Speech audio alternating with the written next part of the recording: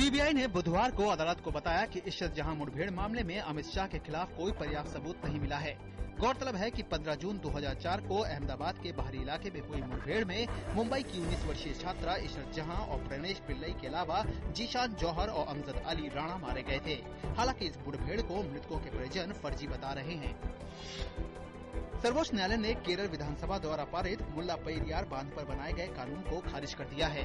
शीर्ष अदालत ने केरल सरकार को इस कानून को लागू करने से मना किया है और साथ ही तमिलनाडु सरकार को भी बांध के जलस्तर को बढ़ाने से रोक दिया है।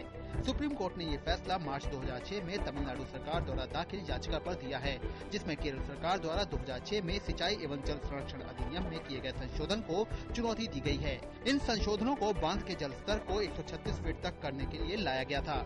ये संशोधन सुप्रीम कोर्ट के उस आदेश के बाद लाया गया था जिसमें कोर्ट ने तमिलनाडु सरकार को बांध के जलस्तर को 146 फीट तक करने की इजाजत दी थी।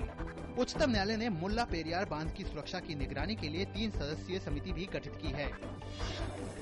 उच्चतम न्यायालय ने राजधानी के स्कूलों में नर्सरी में एडमिशन का रास्ता साफ करते हुए सरकार से अंतर्राज्यीय स्थानांतरण श्रेणी के तहत 24 छात्रों को शामिल करने के लिए कहा है, जिनके अभिभावकों ने इसके लिए याचिका दायर की थी। दिल्ली की एक अदालत ने कोयला ब्लॉक आवंटन मामले में राज्यसभा सांसद विजय दर्डा और 3 अन्य के खिलाफ सीबीआई के आरोप पत्र पर संज्ञान लिया। अदालत ने विजय दर्डा और 3 अन्य आरोपियों को सम्मन भेजकर 23 मई को अदालत में उपस्थित होने को कहा है। दिल्ली की विशेष मनी लॉन्ड्रिंग रोधक अदालत ने करोड़ों रुपयों के नेशनल स्पॉट्स एक्सचेंज घोटाले में भुगतान में चूक करने वाली प्रमुख कंपनियों और उसकी सहायक इकाइयों की 126 करोड़ रुपए की परिसंपत्तियों को कुर्क करने का आदेश दिया है। अदालत ने मोहन इंडिया प्राइवेट लिमिटेड और उससे संबंधित अधिकारियों की चल अचल संपत्तियों की कुर्की का आदेश दिया है। अदालत ने प्रवर्तन निदेशालय की कुर्की संबंधी रिपोर्ट की पुष्टि की है। ईडी ने पिछले साल इन संपत्तियों की कुर्की का आदेश दिया था।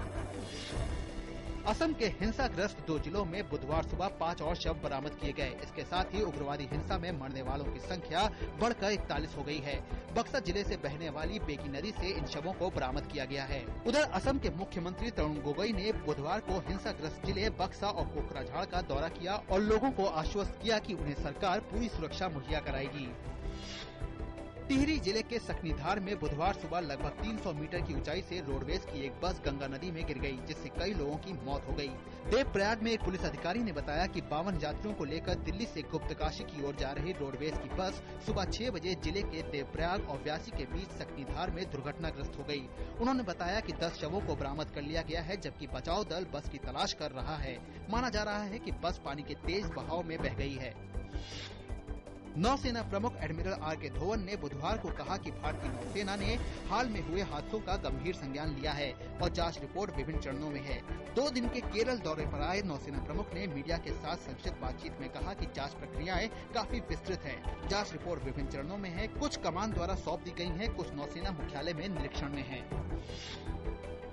बुधवार को भी बाजार में बिकवाली का दबाव दिखा। सेंसेक्स 184 अंक टूटकर 22,324 और निफ्टी 63 अंक टूटकर 6,652 पर बंद हुआ।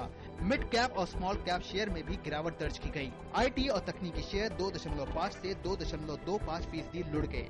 Bank, capital goods, oil and gas, FMCG, health care शेयरों में भी गिरावट दर्ज की गई। वहीं कंज्यूमर ड्यूरेबल्स शेयर 0.75% मजबूत हुए। पावर शेयरों में भी हल्की बढ़त आई।